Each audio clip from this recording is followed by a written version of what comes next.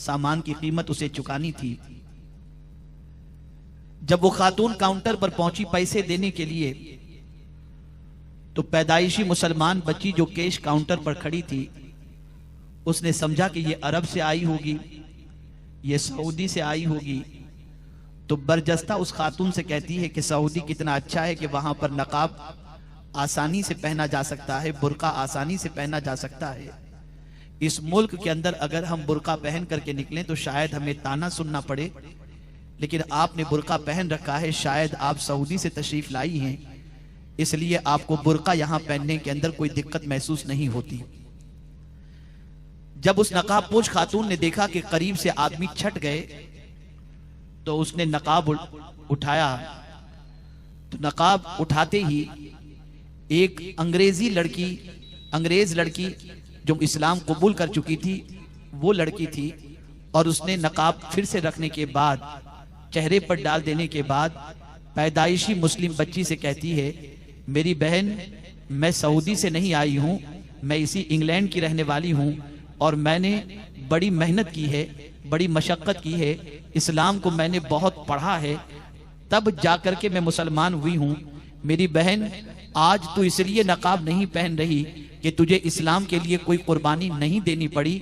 मैंने इस्लाम के लिए बहुत बड़ी कुर्बानी दी, घर छोड़ा, रिश्तेदार छोड़े, और उसके बाद मैंने इस्लाम कबूल किया, और इस्लाम कबूल करने के बाद आज मैंने ये बुर्का भी पहन लिया और नकाब भी मैंने चेहरे पर डाल दिया है। तुम्हारे नजदीक इस्लाम की इसलिए कद्र नहीं है कि तुम्हें मुफ्त में इस्लाम मिला है, और हमें इस्लाम की कद्र इसलिए है कि हमने इस्लाम को कुर्बानी दे करके हासिल किया है। आज पैदाइशी मुसलमानों के नजदीक इस्लाम की कोई कद्र कीमत नहीं। आज पैदाइशी मुसलमानों के नजदीक इस्लाम के कानून का कोई ख्याल नहीं। आज पैदाइशी मुसलमानों के नजदीक रसूल आजम की खुशनुदी का कोई ख्याल नहीं। आज पैदाइशी मुसलमान के नजदीक रब्बे कदीर की रजा और नाराजगी का कोई ख्याल नहीं है।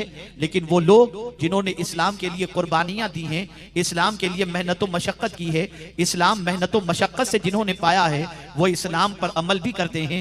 वो सिर्फ जबान से इस्लाम पाबंदी की पसंदी की बात नहीं करते, बल्कि इस्लाम पर अमल करके दुनिया को ये बताते हैं कि यही वो दीन है जिस पर अमल करने के बाद दुनिया के इंसान को सुकून भी मिलता है, और ये सुकून सिर्फ जमीन के ऊपर नहीं मिलता। इस्लाम पर अमल करने वाले को जमीन के ऊपर भी सुकून मिलता है, जमीन के अंदर भी सुकून मिलता है, और मैदान महशर में भी मेरा परवरदिगार उसे सुकून की दौलत अता फरमाएगा। मेरे प्यारे आका सल्लल्लाहु तआला अलैहि वसल्लम के प्यारे दीवानों, माहौल बड़ी तेजी से बिगड़ रहा है, सोसाइटी तबाही के दहाने पर है, मुआशरे में बदकिरदारियां फैल रही हैं, इस्लाम के कानून का मजाक उड़ाया जा रहा है, इस्लाम के कानून को पसे पुष्ट रखा जा रहा है, और वो बुराइयां जिनको मिटाने के लिए इस्लाम आया था, आज हमारे मुआशरे में पनप रही हैं। हमारा नौजवान, हमारी कौम के अफराद आज उन गुनाहों की तरफ कशा जाते हुए दिखाई दे रहे हैं। वो भूल जाते हैं कि गुनाहों की सजा क्या है, वो भूल जाते हैं कि पैगंबर आजम का फरमान क्या है, वो भूल जाते हैं कयामत का अजाब कितना सख्त होगा। मेरे प्यारे आका सल्लल्लाहु तआला अलैहि वसल्लम के प्यारे दीवानों, जहां बहुत सारी बुराइयां हमारे मुआशरे में फैल रही हैं, जिस तरीके से गाना बाजा फैल रहा है, अय्याशियां फैल रही हैं, बदकिरदारियां फैल रही हैं, बेहिजाब फैल रहे हैं, बेहयाइयां फैल रही हैं, उसी तरीके से हमारा मुआशरा इस वक्त ज़िना की लपेट में आ चुका है, और ज़िना भी बड़ी तेजी के साथ आज सोसाइटी में फैलता जा रहा है। आप जरा अंदाजा लगाएं, कुरान मुकद्दस में मेरे करीम ने इरशाद फरमाया, वला तक़रबुज़ ज़िना, ज़िना के करीब भी मत जाओ। अल्लाहु अकबर। ज़िना करने की बात या ज़िना में मुलव्विस होने का मसला नहीं है, बल्कि मेरा रब इरशाद फरमाता है ज़िना के करीब भी मत जाओ। ये कौन कह रहा है? ये वो कह रहा है जो रहमान और रहीम है, जो पालनहारे हकीकी है, जिसके कब्जे कुदरत में सब कुछ है। जमीन उसके कब्जे में है, आसमान उसके कब्जे में है, चांद उसके कब्जे में है, सूरज उसके कब्जे में है, सब कुछ उसके दस्ते कुदरत में है। और वो अपने बंदों से माँ से ज्यादा प्यार करता है, अपने बंदों से बाप से ज्यादा मोहब्बत करता है। वही रोजी देने वाला है, वही जिंदगी देने वाला है, उसी के दस्ते कुदरत में सब कुछ है। वो अगर जमीन को हुक्म दे दे तो 1 मिनट के अंदर जमीन धंस जाए और इंसान को अपने अंदर समो ले। आपने देखा होगा जलजला जब आता है तो ज्यादा देर नहीं लगती, पलक के झपकते चंद सेकंड में जमीन थर्राती है और आलीशान इमारतें मलबे के ढेर में तब्दील हो जाती हैं। इंसान के मंसूबे खाक में मिल जाते हैं और इंसान मलबे के ढेर के साथ साथ जमीन के अंदर दफन हो जाता है और उसे पता तक नहीं चलता, संभलने का मौका भी नहीं मिलता। आप जानते हैं मेरे प्यारे आका सल्लल्लाहु अलैहि वसल्लम के प्यारे दीवानों, कयामत से पहले जलजले बढ़ जाएंगे, कयामत से पहले सैलाब बढ़ जाएगा, कयामत से पहले तूफान की भरमार हो जाएगी। वजह क्या है? वजह सबसे बड़ी ये है कि जो लोग कुदरत के कानून के खिलाफ चल रहे हैं, रब के फरमान के खिलाफ चल रहे हैं, रब के कानून का मजाक उड़ा रहे हैं, रब कदीर के कानून की खिलाफ वर्जी में जिंदगी के लम्हात गुजार रहे हैं और खुद को ताकतवर समझते हैं, उन्हें मेरा मौला दिखाना चाहता है, मेरे बंदे तू देख ले, मैं पलक के झपकते किस तरीके से शहरों को वीराने में तब्दील कर देता हूँ, आबादियों को वीराने में तब्दील कर देता हूँ, मकानात को मलबे के ढेर में तब्दील कर देता हूँ। इन जलजलों को देखकर संभल जाओ, इन तूफानों को देखकर संभल जाओ, इन सैलाबों को देख करके संभल जाओ। मेरे प्यारे आका सल्लल्लाहु अलैहि वसल्लम के प्यारे दीवानों, आप जरा सोचें, ये मेरा रब सारी ताकतें दिखा रहा है, ताकतों के जलवे दिखा रहा है ताकि बंदा संभल जाए, ताकि बंदा कंट्रोल में आ जाए, ताकि बंदा रब की तरफ रुजू कर ले, ताकि रब की तरफ बंदा माइल हो जाए और रब के कानून के खिलाफ न चले। लेकिन आज हम देख रहे हैं मुसलमान बेबाक हो रहा है, मुसलमान बेखौफ खतर जिंदगी गुजार रहा है और बुराई के दलदल में डूबता जा रहा है और ये तसव्वुर करता है पैसा मेरा है, वजूद मेरा है, जिंदगी मेरी है, मैं जो चाहूं करूं, जिस तरह चाहूं करूं। मुझे यहां पर कुरान मुकद्दस की एक आयत करीमा याद आती है, मैं इसके हवाले से बताऊं, आप याद रखें और अच्छी तरीके से याद रखें। अल्लाह अकबर। एक बच्चा जब माँ बाप की नाफरमानी जवानी की दहलीज पर पहुंचने के बाद करता है, जब एक बच्चा शादी के बाद माँ की बात नहीं मानता, शादी के बाद बाप को यह कहता है कि तुम्हारा दिमाग खराब हो गया है, तुम बूढ़े हो चुके हो, तुम्हारी अक्ल सटिया चुकी है, तुम्हें क्या शऊर, तिजारत कैसे की जाए, हम जवान हैं, हम सारी फॉर्मेलिटी को जानते हैं, हम सारे तरीके को जानते हैं। बाप से जब बेटा बगावत करता है तो बाप फौरन कहता है, बेटे आज तू मुझे आंख दिखा रहा है, तू वही तो है जिसे चलना नहीं आता था, मैंने उंगली पकड़ के चलना तुझे सिखाया, तू वही तो है जिसे कुछ पढ़ना नहीं आता था, मैंने स्कूल में तेरा दाखिला करवाया और तूने वहां पर तालीम हासिल की। आप जरा सोचो, जब जब कोई बच्चा आवारा बनता है, जब जब कोई बच्चा अपने मोहसिन को आंखें दिखाता है या उसकी खिलाफ वर्जी करता है तो उसे एहसान याद दिलाया जाता है। जिस तरीके से एक बाप अपने बच्चे को एहसान याद दिलाता है कि बेटे तेरे लिए मैंने कुर्बानियां पेश की हैं, तेरे लिए मैंने फुटपाथ पर धंधा किया है, तेरे लिए मैंने कड़ी धूप के अंदर मशक्कतें बर्दाश्त की हैं, तब तू चलना सीखा, तब तू खाना सीखा, तब तूने तालीम हासिल की। आज जिस दुकान पर बैठकर तू तिजारत कर रहा है, ये दुकान मेरी पसीने की कमाई की है। आज तू मुझसे कह रहा है कि अब्बा तुम्हें कुछ समझ नहीं आती। पता ये चला, जब बच्चा कानून की खिलाफ वर्जी करे, जब इरशाद के खिलाफ चलने लगे तो उसको एहसान याद दिलाया जाता है, उसको उसकी कमजोरियां याद दिलाई जाती हैं। ऐसे ही आप समझ लें, अगर कोई शागिर्द है और शागिर्द बुलंदी पर पहुंचने के बाद, कामयाब हो जाने के बाद, नामवर हो जाने के बाद, शोहरत याफ्ता हो जाने के बाद कभी अपने उस्ताद के खिलाफ चला गया तो उस्ताद यही तो कहता है, बेटे तू भूल गया उस दिन को जब तुम मदरसे में पढ़ने के लिए आया था, तुझे अलिफ भी नहीं आता था, तुझे बा भी नहीं आता था, मैंने अपने सीने से इल्म तेरे सीने में मुंतकिल किया, तब जाकर के तूने आज कुरान मुकद्दस हिफ्ज भी किया है और तूने तालीम हासिल की। आज मेरे सामने तू आंखें दिखा रहा है, आज मेरे इरशाद के खिलाफ तू चल रहा है। पता ये चला, जब जब कोई एहसान फरामोशी करता है तो उसे एहसान याद दिलाया जाता है। अब तवज्जो से गुफ्तगू को समाअत फरमाएं ताकि ज़मीर भी जिंदा हो और बात भी समझ में आए। पता ये चला, जब जब कोई एहसान फरामोशी का इजहार करे उसे एहसान याद दिलाया जाता है। मेरा रब भी अपने बंदों को एहसान याद दिलाता है, फरमाता है वलक़द मक्कन्नाकुम फिल अर्द, बेशक हमने जरूर तुमको जमीन पर तमकनत अता फरमाई, जमीन पर खड़े रहने की ताकत अता फरमाई। अल्लाह अकबर।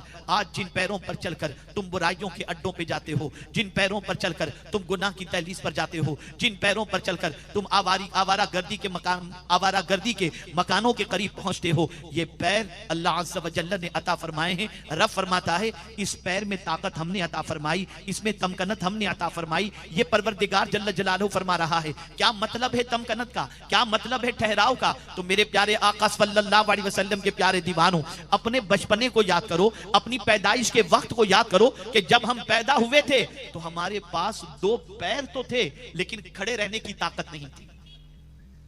आज हर पैदा होने वाले बच्चे को देखो, जब पैदा होता है दो हाथ भी होते हैं, दो पैर भी होते हैं, दो आंखें भी होती हैं, जबान भी होती है, लेकिन पैदा होने वाला बच्चा अपने पैरों पर खड़े रहकर चल नहीं सकता। पैदा होने वाला बच्चा हाथ रखने के बावजूद किसी चीज को पकड़ नहीं सकता। पैदा होने वाला बच्चा जबान रखने के बावजूद अपनी मां से कह नहीं सकता कि मां मुझे भूख लगी है। मेरा मौला फरमाता है, बंदे तू भूल गया जब तू पैदा हुआ था तेरे पैरों में कुव्वत नहीं थी। कौन है जिसने तेरे पैरों में ताकत अता फरमाई? कौन है जिसने तेरे पैरों में ठहराव अता फरमाया? कौन है जिसने तेरे पैरों के अंदर चलने की ताकत अता फरमाई? मेरा रब एहसान याद दिला रहा है। इस तरीके से हजारों एहसानात परवरदिगार जल्ल जलालहू के अगर हम देखें तो हम बंदों पर मौजूद हैं। मैं पूछना चाहता हूं, आज वो लोग जो अपनी कुव्वत का इस्तेमाल नाजायज और हराम कामों के अंदर करते हैं, मैं पूछना चाहता हूं, कयामत में मेरा मौला तुमसे पूछेगा, बता मैंने तुझे ताकत दी थी, मैंने तेरे बदन में कुव्वत दी थी, मैंने तुझे तवानाई अता की थी, मैंने तुझे चलने की सलाहियत अता की थी, मैंने क्या इसलिए तुझे दिया था कि तू खुले आम मेरी नाफरमानी कर, तू मेरी इन नेमतों का मिसयूज कर? ए रसूल आजम के दीवानों, कयामत में कोई बहाना नहीं चलेगा, बल्कि बंदे की जबान को अल्लाह बंद कर देगा। अल यौम नख्तिमु अला अफवाहिहिम, परवरदिगार मुंह को बंद कर देगा, मोहर लगा देगा, और कयामत के दिन बंदे के आज़ा बोलेंगे, व तुकल्लिमुना अयदीहिम व तशहदु अर्जुलुहुम बिमा कानू यक्सिबून। कयामत के दिन बंदे के आज़ा बोलेंगे, ए अल्लाह हमने इन हाथों से ये बुराई की, हमने इन पैरों से ये बुराई की, हमने तेरी अता करदा ताकत का इस तरीके से गलत इस्तेमाल किया। बंदे के पास बहाना बनाने के लिए मौका भी नहीं होगा, उसके मुंह के ऊपर मोहर लगा दी जाएगी। तो बंदा कयामत के दिन अफसोस करते हुए सोचेगा, मैंने जिन हाथों का इस्तेमाल, जिन पैरों का इस्तेमाल गुनाह के लिए किया था, आज यही मेरे आज़ा मेरे दुश्मन बन गए और मेरे खिलाफ गवाही देते हुए नजर आ रहे हैं। दुनिया में कौन सा ऐसा शख्स है जो अल्लाह के अज़ाब को बर्दाश्त करने की ताकत रखता हो? अगर हाथ पैरालिसिस का शिकार हो जाए तो मुझे बताओ कि इस पैरालिसिस वाला हाथ पलक के झपकते तुम्हारा मफलूज हो गया। जो थोड़ी देर पहले काम करता था, पलक के झपकते मेरे मौला ने उसे मफलूज कर दिया। वो पैर जिसके बल पर इंसान बुराइयों और गुनाहों के लिए चलता है, मेरे करीम ने अगर इसको पैरालिसिस का अटैक दे दिया और ये मफलूज हो गया, तो मुझे बताओ इन पैरों के जरिए तुम कहां जा सकते हो? मेरे प्यारे आका सल्लल्लाहु ताला अलैहि वसल्लम के प्यारे दीवानों, जिना फैल रहा है, जिना के दायात फैल रहे हैं, जिना की तरफ माइल करने वाली चीजें फैल रही हैं, बदकिरदारियों से हमारा मुआशरा बदबू मार रहा है, नौजवानों की जवानी बेइंतहा गलीज होती जा रही है, और आज पाक दामन लड़के और लड़कियों को तलाश करना मौजूदा दौर के अंदर मुश्किल से मुश्किल तरीन होता जा रहा है। अल-अयाज़ु बिल्लाह। जानते हैं आप जिना कितना सख्त तरीन गुनाह है? कुरान ने वाज़ेह लफ्जों में फरमाया, वला तक़रबुज़ ज़िना, जिना के करीब भी मत जाओ। हजरत मखदूम अली महाइमी रहमतुल्लाह ताला अलैह ने तफसीरुर रहमान के अंदर इसकी तफसीर में बयान फरमाया कि जिना के करीब भी मत जाओ। इससे मुराद क्या है? तो मखदूम अली महाइमी रहमतुल्लाह ताला अलैह इरशाद फरमाते हैं, वो जगह, वो मकाम जहां जाने से जिना का ख्याल पैदा हो, ऐसी जगहों पे जाना ही नहीं चाहिए। जहां मर्द जन का खलत मलत हो, जहां पर बुराइयों के मनाजिर दिखाए जाते हो, जहां पर नंगेपन का मुजाहिरा किया जाता हो, ऐसी जगहों पर जाने के लिए मना है। कुरान ने मना किया, जिना के करीब भी मत जाओ। और अगर मैं जिना की सजा आपको बताऊं, कुरान की रोशनी में तो है ही, लेकिन जिना का अजाब अगर आपको बताऊं तो आपकी अक्ल तंग रह जाएगी। आका करीम रऊफ रहीम अलैहि तहियत व तस्लीम इरशाद फरमाते हैं कि दो शख्स मुझे लेकर जमीन मुकद्दस की तरफ गए। जब वहां पहुंचे तो मुझे एक सुराख दिखाया गया। आकाए करीम सल्लल्लाहु अलैहि वसल्लम फरमाते हैं कि मैंने जब उस सुराख में देखा तो सुराख छोटा था, लेकिन अंदर जो जगह थी वो काफी कुशादा थी।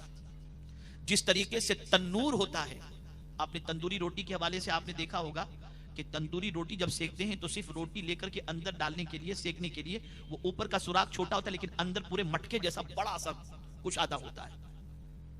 तो तन्नूर की तरह अंदर की जगह कुशादा थी जिसमें आग थी और ऊपर जो सुराख था वो छोटा सा था। सरकार सल्लल्लाहु अलैहि वसल्लम फरमाते हैं, मुझे दिखाया गया उसमें मर्द और औरत बरहना थे और आग के शोले निकलते थे, और जब आग के शोले निकलते थे तो वो मर्द और औरत आग के शोलों के साथ साथ ऊपर आते थे, फिर शोले जब नीचे होते थे फिर वो नीचे आ जाते थे। इस तरह से आग के अजाब के अंदर मैंने मर्द और औरत को देखा। मैंने पूछा ये अजाब इन मर्द और औरत पर क्यों हो रहा है? तो बताया गया, या रसूल अल्लाह सल्लल्लाहु तआला अलैहि वसल्लम, ये दुनिया में ज़िना करते थे इसलिए अल्लाह ने इनको इस अजाब के अंदर गिरफ्तार फरमाया।